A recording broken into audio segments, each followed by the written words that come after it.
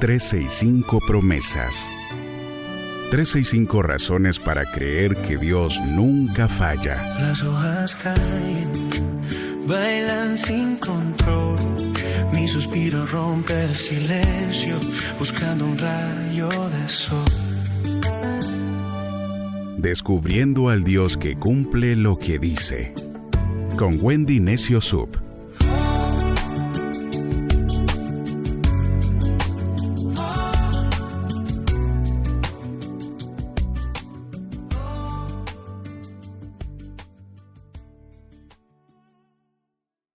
...9 de junio, promesa 160... cuando Dios tiene que detenerte para poder ayudarte.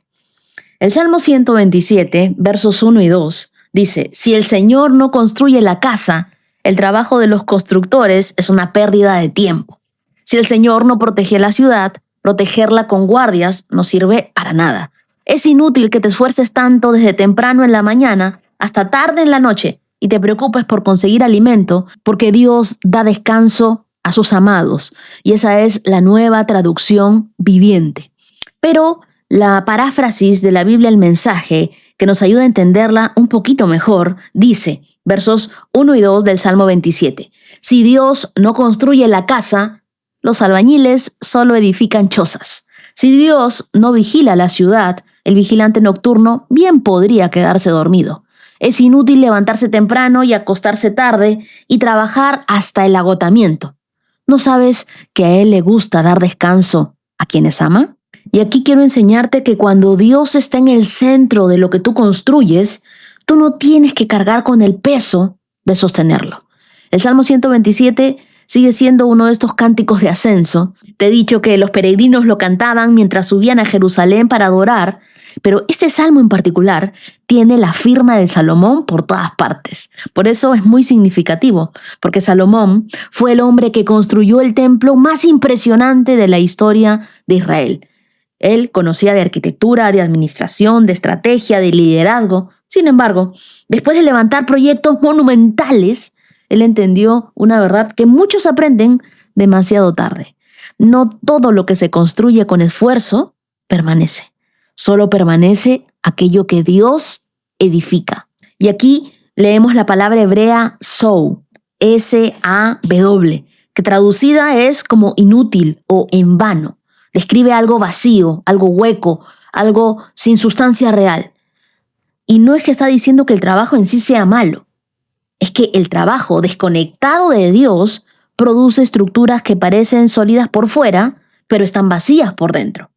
El término hebreo para construir implica establecer algo con un fundamento, con permanencia, con propósito. Y aquí no habla solamente de una casa física, habla de matrimonios, de ministerios, de negocios, de familias, de sueños, de generaciones. Yo quiero que tú lo leas así, porque si el Señor no construye eso que tú estás construyendo, el trabajo de los constructores es una pérdida de tiempo. Los albañiles están edificando chozas. Estás haciendo cualquier otra cosa que Dios no te ha mandado a hacer. Piensa en alguien que construye una casa sin planos. Pone ladrillo sobre ladrillo, trabaja de lunes a lunes, se levanta antes que el sol, se acuesta después que todos. La casa va subiendo, se ve imponente desde afuera, pero sin cimientos revisados, sin un ingeniero que valide la estructura. Llega el primer sismo y todo cede. Y eso es exactamente lo que describe Salomón. No dice que construir esté mal. Dice que construir sin Dios es levantar paredes sin revisar los cimientos. ¿Y sabes qué? Todo puede verse bien hasta que algo tiembla. Y la vida siempre tiembla en algún momento, porque no todo lo que se levanta está siendo edificado. Hay una diferencia enorme entre construir y edificar. Tú puedes levantar una empresa y perder tu familia. Tú puedes construir una carrera y destruir tu paz. Tú puedes llenar tu agenda, pero vaciar tu alma. Puedes acumular muchos logros y quedarte sin propósito. Por eso Salomón no dice que los constructores no trabajen. Lo que dice es que sin Dios su trabajo se vuelve se vuelve hueco. Pero ojo, es posible tener éxito en cosas que no importan y fracasar en las cosas que sí importan. Porque ¿cuántas personas pasan años levantando castillos de arena mientras descuidan los cimientos que realmente sostienen su vida? La versión de la Biblia, el mensaje, lo dice con una imagen que fácilmente se olvida. Los albañiles solo edifican chozas. Una choza puede verse bonita por fuera, puede parecer estable, puede impresionar a otros incluso, pero no fue diseñada para resistir tormentas. Hay proyectos que nacieron de la ansiedad, relaciones construidas, pero desde la soledad, decisiones tomadas desde el miedo. Y cuando llegan los vientos, se descubre que eran chozas disfrazadas de fortalezas. Y Dios no quiere ayudarte a decorar una choza. Él quiere enseñarte a construir sobre la roca. El problema no es que tú trabajes mucho. El problema es que trabajas como si todo dependiera de ti. Y en realidad todo depende de Dios. El versículo 2 toca una herida muy actual para nosotros. Es inútil que te esfuerces tanto. La cultura de hoy celebra el agotamiento. Dormir poco parece una medalla. Estar ocupado parece sinónimo de importancia. Tener la agenda llena parece demostrar valor. Pero Dios jamás diseñó a sus hijos para vivir permanentemente agotados, para que nosotros estemos con unas ojerotas hasta el suelo. Cuando una persona intenta tratar de controlarlo todo, termina siendo controlada por aquello que teme perder. ¿Y sabes qué? Muchos no están cansados por trabajar demasiado, están cansados por preocuparse demasiado. No están agotados por producir, están agotados por intentar sostener con sus manos lo que solo Dios puede sostener. Tú no eres Dios, yo no soy Dios.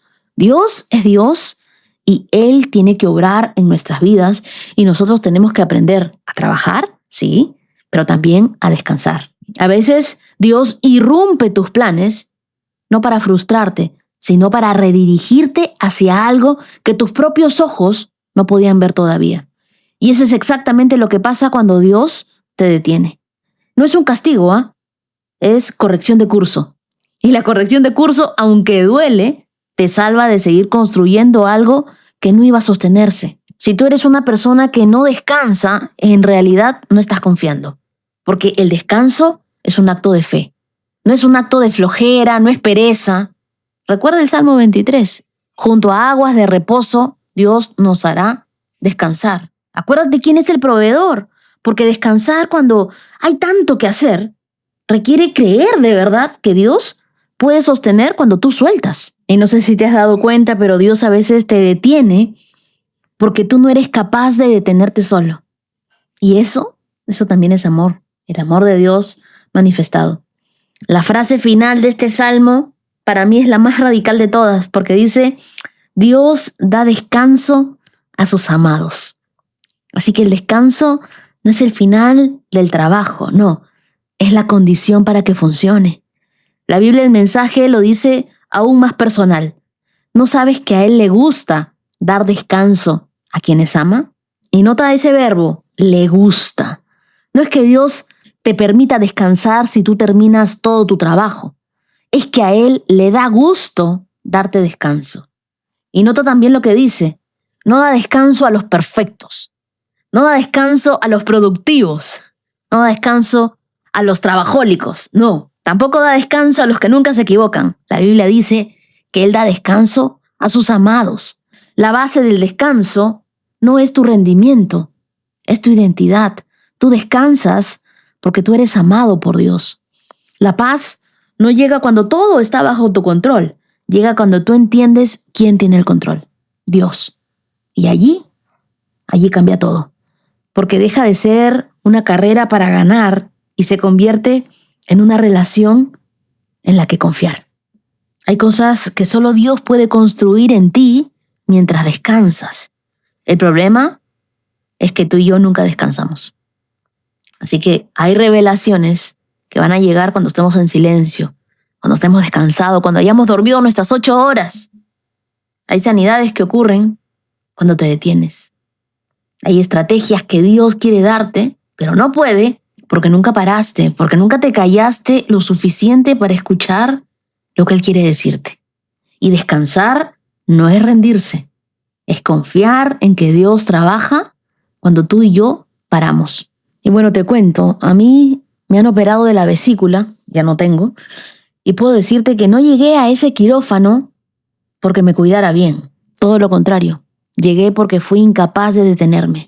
Porque yo creía que si yo no estaba, nada funcionaba. Porque tenía la sensación de que el trabajo, el ministerio, los proyectos necesitaban de mí todo el tiempo. Y mi cuerpo aguantó mucho, hasta que un día ya no aguantó más. Yo recuerdo estar en recuperación, sin poder hacer nada, y fue allí donde escuché la voz de Dios como nunca antes.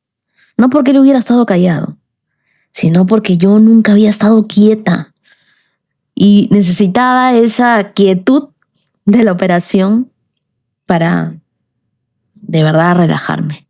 Y yo creo que eso es lo que Dios hace a veces. Cuando tú no puedes detenerte solo, Él te detiene. Y no lo hace con crueldad, lo hace con amor. Porque Él ve lo que tú no ves cuando estás corriendo.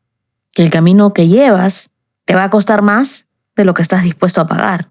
Supuestamente, al año trabajado uno debe tener un mes de vacaciones, ¿verdad? Yo te pregunto, ¿de verdad tú te estás tomando tus vacaciones tal y como te corresponden para descansar? ¿O te has olvidado de esa palabra vacaciones? Bueno, te animo a evaluar cómo está tu ritmo de trabajo en este tiempo.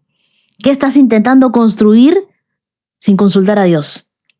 ¿Cuándo fue la última vez que descansaste de verdad, pero sin culpa, sin teléfono, sin una lista de pendientes en la cabeza, sin que nadie te llame?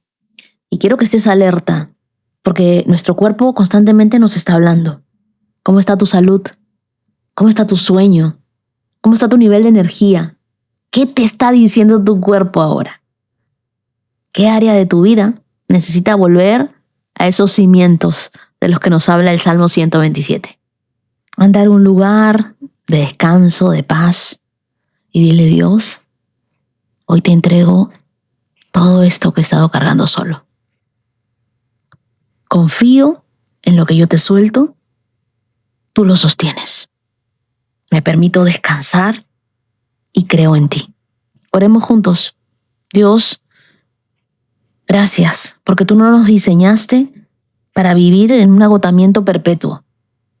Gracias porque el descanso no es señal de debilidad, es una señal de confianza en ti.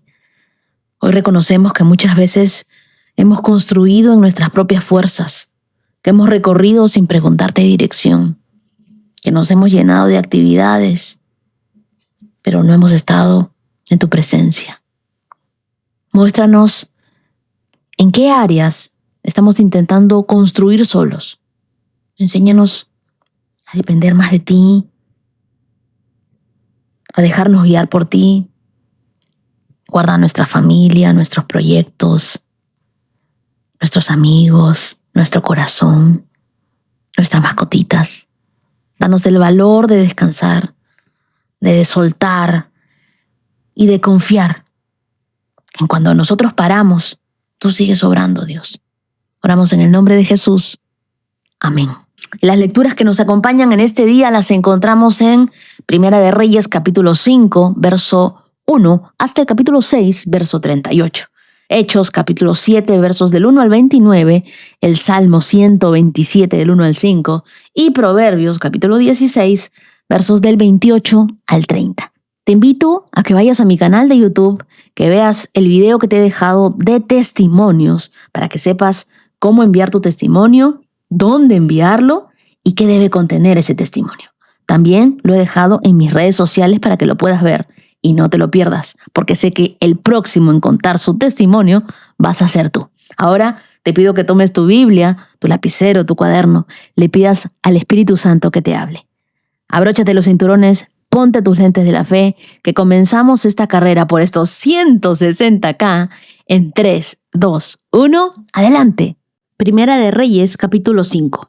Hiram, rey de Tiro, siempre había sido un amigo fiel del rey David.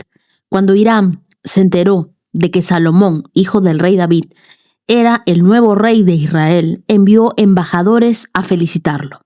Entonces Salomón le respondió a Hiram con el siguiente mensaje: Tú sabes que mi padre David no pudo construir un templo para honrar el nombre del Señor su Dios, debido a la cantidad de guerras que le hicieron las naciones vecinas. No podían construir hasta que el Señor le diera la victoria sobre todos sus enemigos. Sin embargo, ahora el Señor mi Dios me ha dado paz en todo el territorio. No tengo enemigos y todo marcha bien. Así que tengo planeado construir un templo para honrar el nombre del Señor mi Dios, tal como Él le había indicado a mi padre David. Pues el Señor le dijo: tu hijo, a quien yo pondré en tu trono, construirá el templo para honra de mi nombre. En consecuencia, ordena, por favor, que se corten cedros del Líbano para mí. Permite que mis hombres trabajen junto a los tuyos, y yo pagaré a tus hombres el salario que tú pidas. Como bien sabes, no hay nadie por aquí que sepa cortar la madera como ustedes, los idóneos. Cuando Hiram recibió el mensaje de Salomón, se puso muy contento y dijo: alabado sea hoy el Señor por haberle dado a David un hijo sabio para que sea el rey de la gran nación de Israel. Así que le envió el siguiente mensaje: respuesta a Salomón. He recibido tu mensaje y te proporcionaré toda la madera de cedro y de ciprés que necesites. Mis siervos llevarán los troncos desde las montañas del Líbano hasta el mar Mediterráneo y los pondrán en forma de balsas para que floten a lo largo de la costa hacia el lugar que tú decidas. Luego desarmaremos las balsas para que ustedes puedan llevarse los troncos. Puedes pagarme proveyendo alimentos para mi casa. Entonces Hiram proporcionó toda la madera de cedro y ciprés que Salomón quiso. Salomón le enviaba a cambio un pago anual de 100,000 canastas de trigo para su casa y 420,000 litros de aceite de oliva puro. El Señor le dio sabiduría a Salomón, tal como se lo había prometido. Así que Hiram y Salomón formaron una alianza de paz. Luego, el rey Salomón impuso trabajo forzado a 30,000 trabajadores de todo Israel. Los envió al Líbano en turnos de 10,000 por mes, de modo que cada hombre estuviera un mes en el Líbano y 2 meses en casa. Adoniram estaba a cargo de estos trabajadores. Salomón tenía 70,000 obreros, 80,000 cortadores de piedra en la zona montañosa y 3,700 capataces para supervisar el trabajo. Por orden del rey, ellos extrajeron grandes bloques de piedra de la mejor calidad y les dieron forma para hacer los cimientos del templo. Los hombres de la ciudad de Gebal ayudaron a los constructores de Salomón y de Hiram a preparar la madera y la piedra para el templo. Primera de Reyes, capítulo 6. Fue a mediados de la primavera, en el mes de Sif, durante el 4º año de su reinado, que Salomón comenzó a construir el templo del Señor. Habían pasado 480 años desde el día en el que el pueblo de Israel fue rescatado de su esclavitud en la tierra de Egipto. El templo que el rey Salomón construyó para el Señor medía 27,5 metros de largo, 9 metros de ancho y 14 metros de alto. La antesala, que estaba al frente del templo, medía 9 metros de ancho y coincidía con la anchura total del templo, y se proyectaba 4,5 metros hacia el frente. Salomón hizo ventanas angostas y empotradas por todo el templo. A los costados del edificio y en la parte trasera construyó un complejo de habitaciones contra las paredes exteriores del templo. El complejo era de 3 pisos. El piso de abajo tenía un ancho de 2 metros con 30 centímetros. El piso de en medio, 2 metros con 80 centímetros. Y el piso de arriba, 3 metros con 20 centímetros. Las habitaciones estaban unidas a las paredes del templo mediante vigas apoyadas en cornisas que sobresalían de las paredes, de modo que las vigas no estaban insertadas dentro de las paredes mismas. Las piedras que se usaron en la construcción del templo se labraban en las canteras, de modo que no hubo ruido de martillo, ni de hacha, ni de ninguna otra herramienta de hierro en el lugar de la obra. La entrada al piso de abajo estaba en el lado sur del templo. Había una escalera de caracol para subir al piso de en medio y otro tramo de escaleras entre el piso de en medio y el piso de arriba.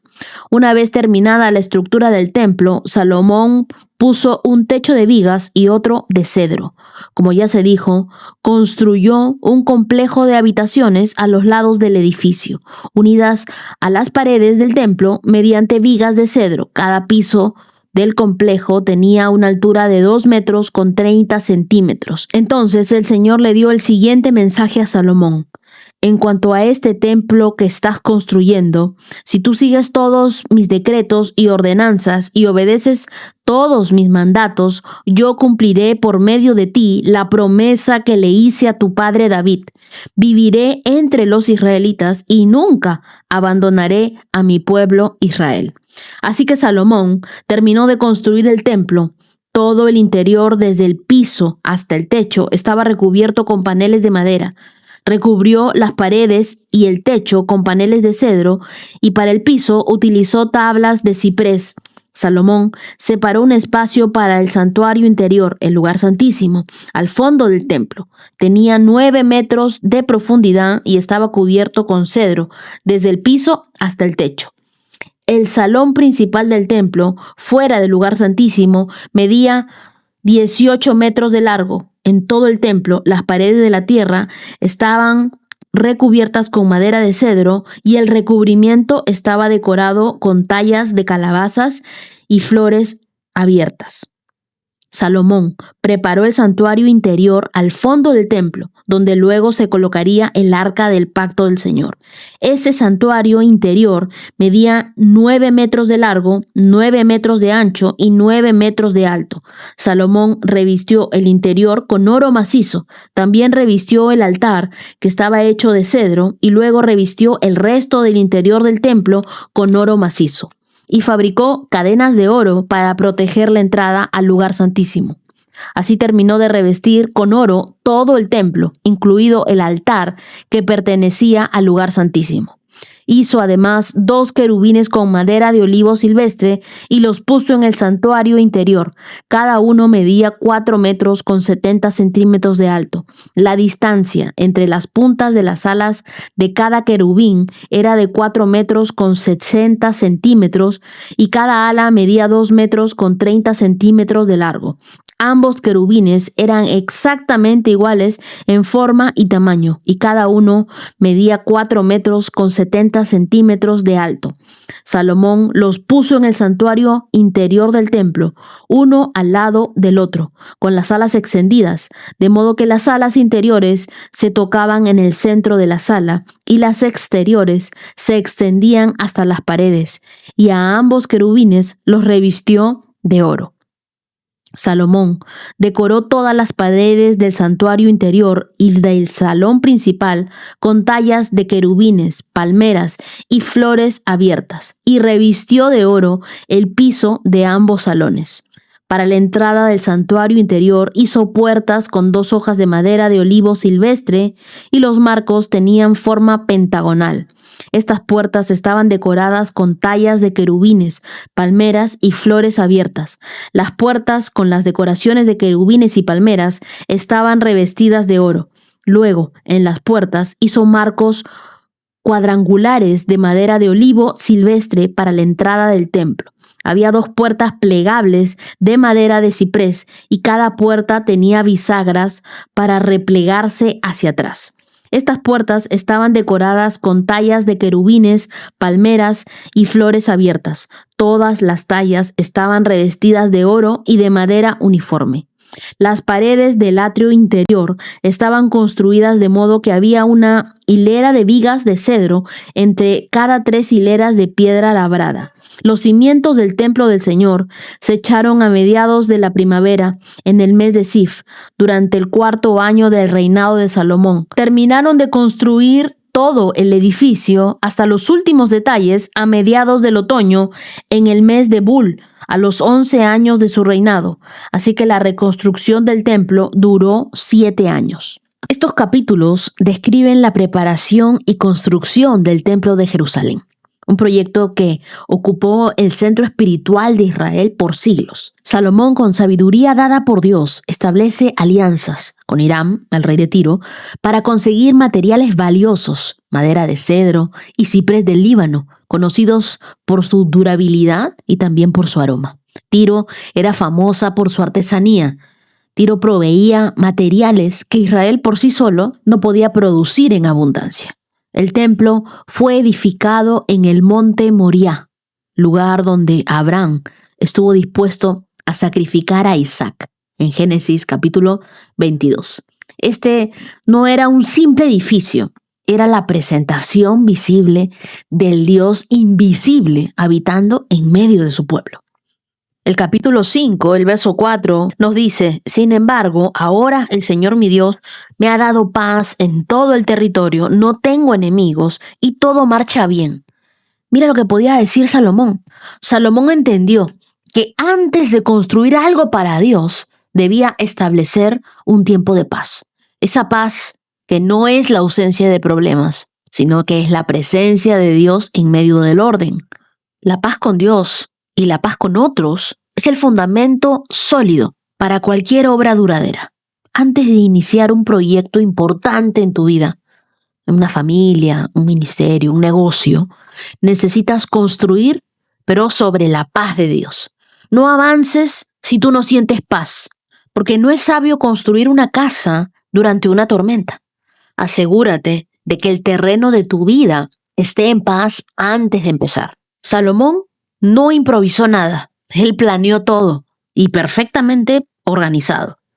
Seleccionó los mejores materiales, buscó a los mejores trabajadores y el templo sería un reflejo de la grandeza de su Dios.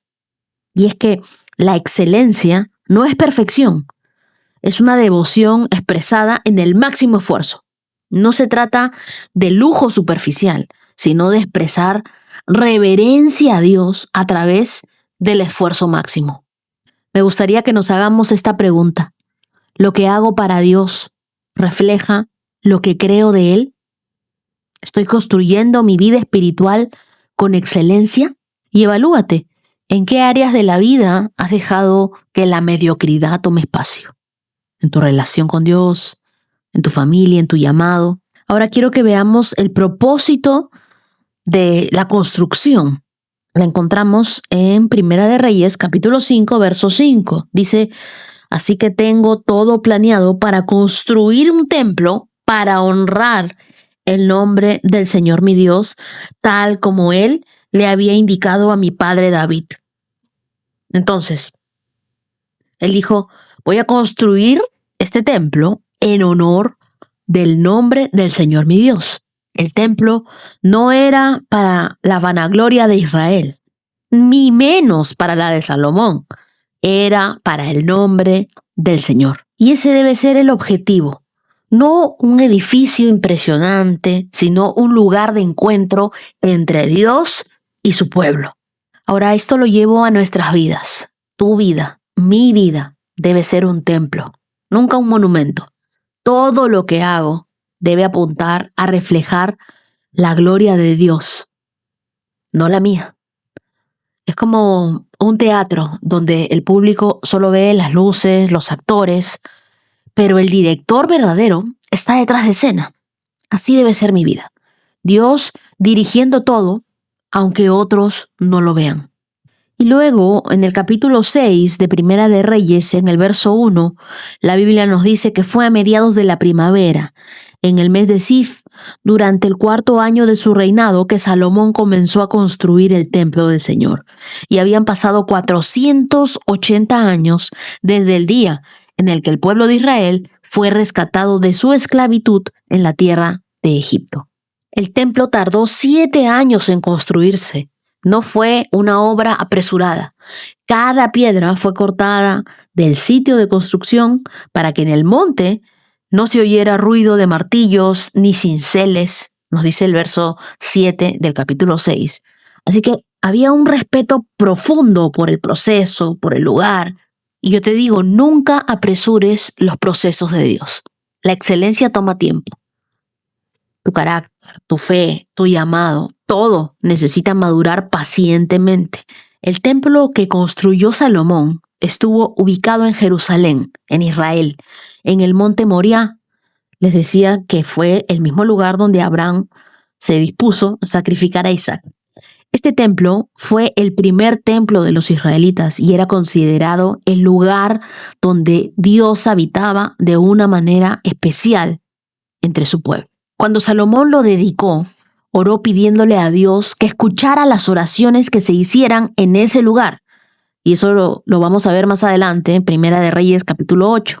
Por eso el templo se convirtió en un lugar de peticiones. La gente iba a orar, a ofrecer sacrificios, a buscar el perdón y la ayuda de Dios allí. Hoy en día, en ese mismo lugar, está lo que conocemos como el Muro de los Lamentos, que es lo que queda del antiguo templo. Y sí, sigue siendo uno de los lugares más importantes donde miles de personas van a hacer sus peticiones en oración. Ahora, yo que visité Israel y tuve la oportunidad de llegar al Muro de los Lamentos, es un lugar donde se siente la presencia de Dios de una forma muy especial. Las lágrimas se me caían porque sentía la presencia de Dios ahí. Y quiero decirte que aunque el templo de Salomón, el que él construyó, ya no está físicamente ahí, sí está la presencia de Dios. Esa nunca ha dependido de edificios, sino de corazones que lo buscan. Y en ese lugar, en el Monte Moriah, el antiguo sitio del templo, está cargado de una historia de fe, de sacrificio, de promesas cumplidas. Cuando uno ora allí, no solo está recordando lo que Dios hizo por Israel, sino también su fidelidad eterna. Muchos creyentes el día de hoy sienten en ese lugar un recordatorio de que Dios escucha las oraciones y que Dios cumple sus promesas. El libro de Segunda de Crónicas, capítulo 7, verso 15, dice: mis ojos estarán abiertos y mis oídos atentos a cada oración que se eleve en ese lugar. Entonces la construcción del templo nos enseña a preparar nuestro corazón antes de construir algo, a dar a Dios lo mejor, no las obras, y a recordar que el propósito es su gloria. Oremos hoy y digámosle a Dios: Señor, enséñame a construir mi vida como Salomón construyó el templo, con paz, con excelencia, con propósito y con paciencia. Que cada paso sea un acto de adoración y que mi esfuerzo hable de tu grandeza. Que mi vida sea un templo donde tu gloria habite. Moldea mi corazón como un artesano que da forma a su obra más preciosa. Oramos en el nombre de Jesús. Amén. Leamos Hechos capítulo 7. Entonces el sumo sacerdote le preguntó a Esteban: ¿son ciertas estas acusaciones? Esteban dio la siguiente respuesta: hermanos y padres, escúchenme. Nuestro glorioso Dios se le apareció a nuestro antepasado Abraham en Mesopotamia antes de que él se estableciera en Harán. Dios le dijo: deja a tu patria, a tus parientes, entra en la tierra que yo te mostraré. Entonces Abraham salió del territorio de los caldeos y vivió en Harán hasta que su padre murió. Después Dios lo trajo hasta aquí, a la tierra donde ustedes viven ahora. Sin embargo, Dios no le dio ninguna herencia aquí, ni siquiera 1 metro cuadrado de tierra, pero Dios sí le prometió que algún día toda la tierra les pertenecería a Abraham y a sus descendientes, aun cuando él todavía no tenía hijos. Dios también le dijo que sus descendientes vivirían en una tierra extranjera, donde serían oprimidos como esclavos durante 400 años. Pero yo castigaré a la nación que los esclavice, dijo Dios, y al final saldrán de allí y me adorarán en este lugar. En aquel entonces, Dios también le dio a Abraham el pacto de la circuncisión. Así que cuando nació su hijo Isaac, Abraham lo circuncidó al 8º día. Y esa práctica continuó cuando Isaac fue padre de Jacob y cuando Jacob fue padre de los 12 patriarcas de la nación israelita. Estos patriarcas tuvieron envidia de su hermano José y lo vendieron para que fuera esclavo de Egipto, pero Dios estaba con él y lo rescató de todas sus dificultades, y Dios le mostró su favor ante el faraón, el rey de Egipto. Dios también le dio a José una sabiduría fuera de lo común, de manera que el faraón lo nombró gobernador de todo Egipto y lo puso a cargo del palacio. Entonces un hambre azotó a Egipto y a Canaán. Hubo mucho sufrimiento y nuestros antepasados se quedaron sin alimento. Jacob oyó que aún había grano en Egipto, por lo que envió a sus hijos, nuestros antepasados, a comprar un poco.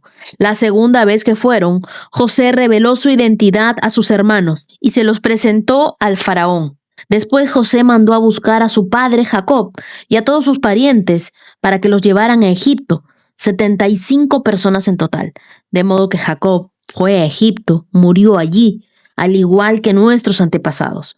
Sus cuerpos fueron llevados a Siquem, donde fueron enterrados en la tumba que Abraham les había comprado a los hijos de Hamor en Siquem a un determinado precio. A medida de que se acercaba el tiempo en que Dios cumpliría su promesa a Abraham, el número de nuestros pueblos en Egipto aumentó considerablemente. Pero luego ascendió un nuevo rey al trono de Egipto, quien no sabía nada de José. Este rey explotó a nuestro pueblo y lo oprimió y forzó a los padres a que abandonaran a sus recién nacidos para que murieran. En estos días nació Moisés, un hermoso niño a los ojos de Dios. Sus padres lo cuidaron en casa durante 3 meses. Cuando tuvieron que abandonarlo, la hija del faraón lo adoptó y lo crió como su propio hijo. A Moisés le enseñaron toda la sabiduría de los egipcios y era poderoso tanto en palabras como en acciones. Cierto día, cuando Moisés tenía 40 años, decidió visitar a sus parientes, el pueblo de Israel. Vio a un egipcio que maltrataba a un israelita. Entonces Moisés salió en defensa del hombre y mató al egipcio para vengarlo. Moisés supuso que sus compatriotas israelitas se darían cuenta de que Dios lo había enviado para rescatarlos, pero no fue así. Al día siguiente los visitó de nuevo y vio que 2 hombres de Israel estaban peleando. Trató de ser un pacificador y les dijo: «Señores, ustedes son hermanos, ¿por qué están peleando?». Pero el hombre que era culpable empujó a Moisés. «¿Quién te puso como gobernante y juez sobre nosotros?», le preguntó. «¿Me vas a matar como mataste ayer al egipcio?». Cuando Moisés oyó eso, huyó del país y vivió como extranjero en la tierra de Madián. Allí nacieron sus 2 hijos. Hasta ahí. Este capítulo es parte del poderoso discurso de Esteban ante el concilio judío. Él es acusado injustamente de blasfemia y Esteban, lleno del Espíritu Santo, no se defiende como un abogado, no. Él responde como un predicador. Comienza a relatar la historia de Israel desde Abraham hasta el rechazo de Moisés. Aquí Esteban no solo repite historia, muestra cómo desde el principio Dios ha sido fiel y cómo el pueblo ha resistido continuamente a sus elegidos. Esteban comienza con el verso 2 que dice: «Hermanos, padres, escúchenme. Nuestro glorioso Dios se le apareció a nuestro antepasado Abraham en Mesopotamia». Dios llamó a Abraham no cuando estaba en la tierra prometida, sino en Ur, en un lugar de idolatría. Y Dios no espera condiciones ideales para iniciar sus planes. Los inicia donde menos uno los espera. Así que no importa dónde comience, importa a quién estoy siguiendo. ¿Estamos dispuestos a seguir a Dios aún si nos llama desde Ur o desde un lugar incómodo o incierto? El verso 3 nos recuerda que Dios le dijo: «Deja tu patria y a tus parientes y entra en la tierra que yo te mostraré». Abraham no recibió toda la información de una vez, solo recibió un mandato y recibió una promesa. Dios nos lleva a nosotros paso a paso. No lo hace porque quiera ocultarnos cosas, sino porque quiere enseñarnos a confiar plenamente en Él. La fe verdadera no necesita el mapa completo, solo necesita oír la voz correcta. A veces nosotros somos de los que estamos esperando tener todas las respuestas antes de obedecer. No, hoy decide avanzar con la luz que Dios ya te ha dado. Y el verso 5 es muy importante, lo he resaltado en mi Biblia. Dice: «Dios no le dio ninguna herencia aquí». Se refieren a Abraham, ni siquiera 1 metro cuadrado de tierra, pero Dios sí le prometió que algún día toda la tierra les pertenecería a Abraham y a sus descendientes, aun cuando él todavía no tenía hijos. ¿Qué te quiero decir con esto? Que Abraham no vio el cumplimiento completo en vida, pero eso no anuló la promesa de Dios. Dios es fiel a su palabra, aunque no vea debo creer. Mi visión es limitada, pero la fidelidad de Dios es infinita. Hoy abraza el proceso, aunque no veas todavía todo el cumplimiento. Quiero decirte algo y recordártelo. Dios no se ha olvidado de ti ni de la promesa que te ha hecho. Ahora leamos el verso 22 que dice: a Moisés le enseñaron toda la sabiduría de los egipcios y era poderoso tanto en palabras como en acciones. ¿De quién nos está hablando aquí la Biblia? ¿De Moisés, el que a sí mismo se decía que no sabía hablar y que la gente se burlaba de su tartamudez? Y es que Dios forja a sus líderes en los lugares más difíciles. Dios formó a Moisés en Egipto, entre el poder humano, luego para prepararlo en el desierto. No fue casualidad. Dios usa incluso lugares hostiles para formar su carácter en nosotros. Mira el desierto no como un castigo, sino como un entrenamiento. Así que repite conmigo: mis tiempos difíciles no son desperdicio. Son la universidad de Dios para formarme en mi llamado. Estos primeros 29 versos de Hechos 7 nos enseñan que Dios inicia promesas en lugares improbables. Él nos guía a cada paso, nunca de golpe. Su fidelidad no depende de mi perfección. Sus procesos incluyen desiertos, pero esos desiertos me forman. Hay que decidir en confiar en los tiempos perfectos de Dios. Leamos el Salmo 127. Que increíblemente dice aquí, Salmo de Salomón. Wow. Si el Señor no construye la casa, el trabajo de los constructores es una pérdida de tiempo. Si el Señor no protege la ciudad, protegerla con guardias no sirve para nada. Es inútil que te esfuerces tanto, desde temprano en la mañana hasta tarde en la noche, y te preocupes por conseguir alimento, porque Dios da descanso a sus amados. Marca ese verso. Los hijos son un regalo del Señor, son una recompensa de su parte. Los hijos que le nacen a un hombre joven son como flechas en manos de un guerrero. Qué feliz es el hombre que tiene su aljaba llena de ellos. No pasará vergüenza cuando enfrente a sus acusadores en las puertas de la ciudad. Salomón, conocido por su sabiduría por haber construido el templo, entendía la importancia de edificar bajo la dirección de Dios. En la cultura hebrea, construir una casa o tener muchos hijos eran signos de bendición, de prosperidad y de legado.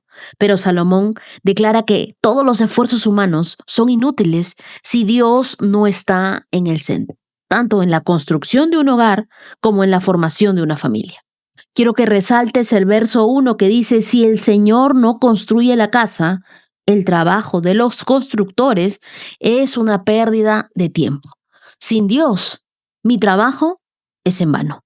Mi esfuerzo sin Dios no solo es ineficaz, es vacío.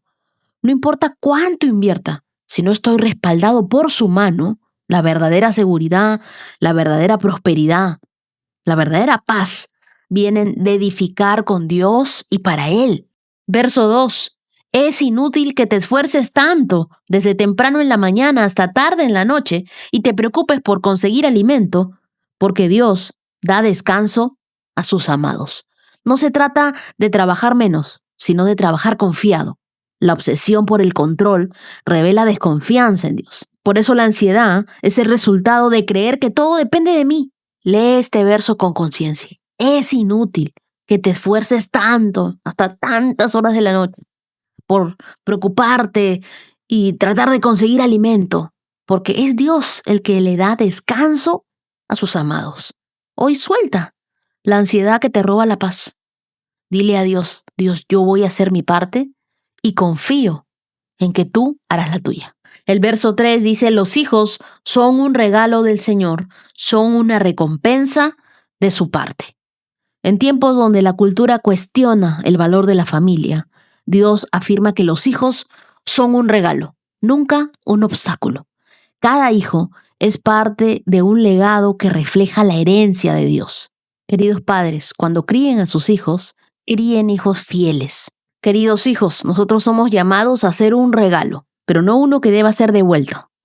Yo anhelo ser el motivo de alegría y de descanso para quienes me han amado y me han formado.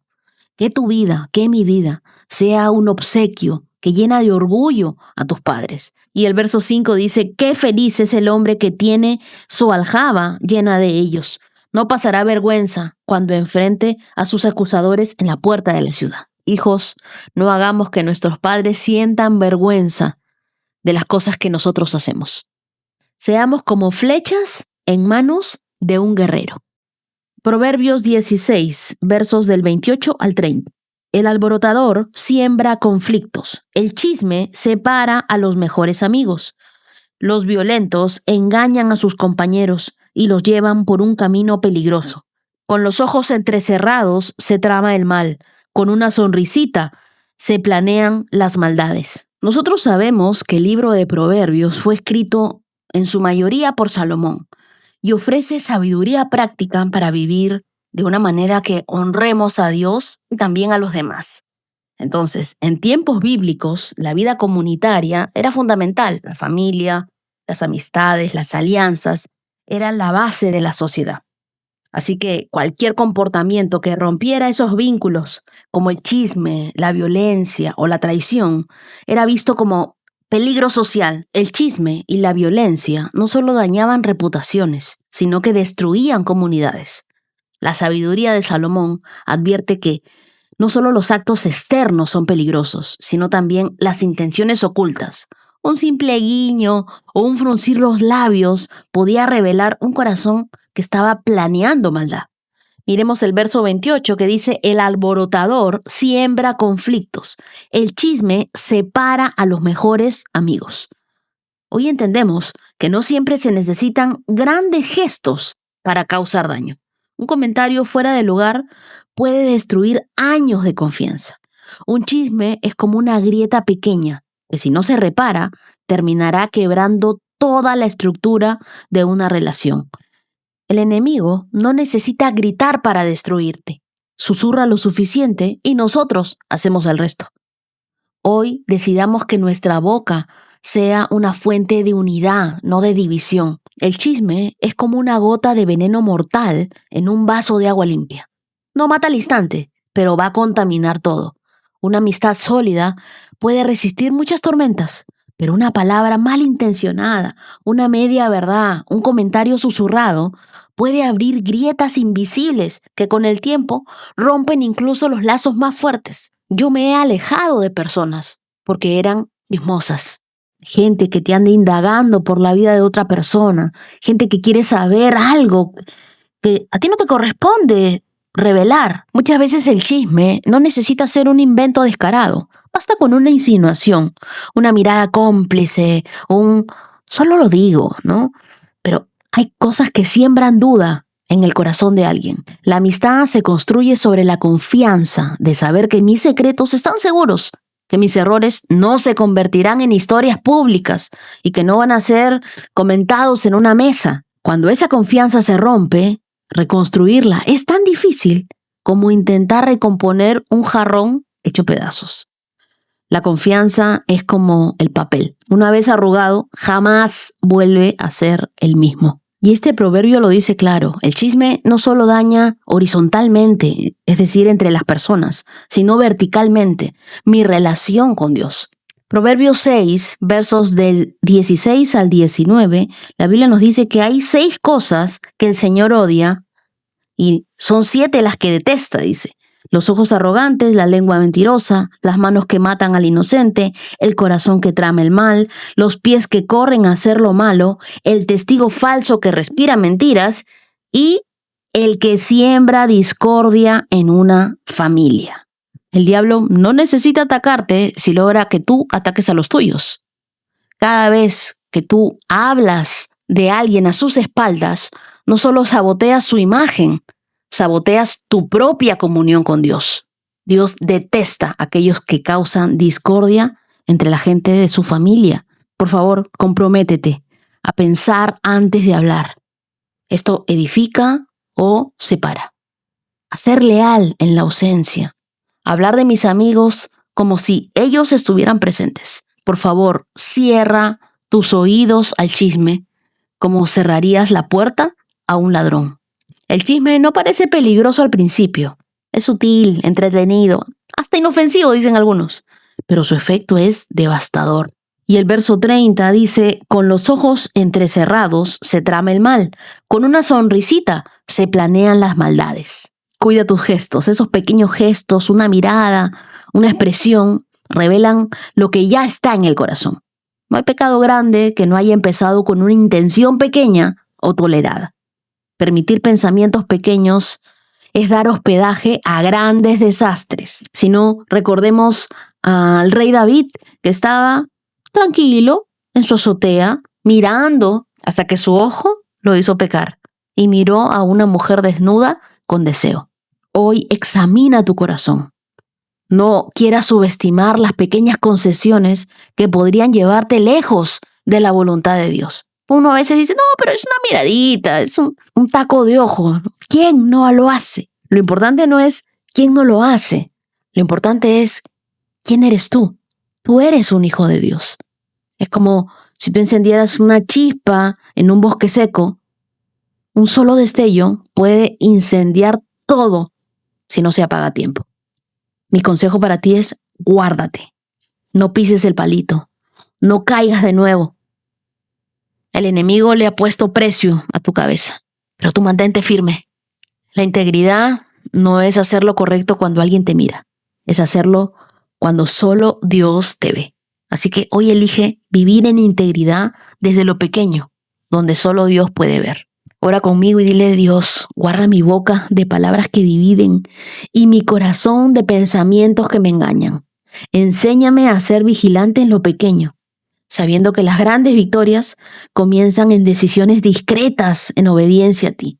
Que cada palabra, que cada gesto mío refleje tu amor, tu verdad. Líbrame de fallarte, de pecar, de alejarme. Oro en el nombre de Jesús. Amén. Y así llegamos a nuestro 160K y ahora te invito a escuchar el testimonio de Melissa desde Costa Rica. Y hoy quería compartirles un testimonio, algo muy hermoso que me pasó el día de ayer. Yo siempre vengo escuchando el devocional en mi carro.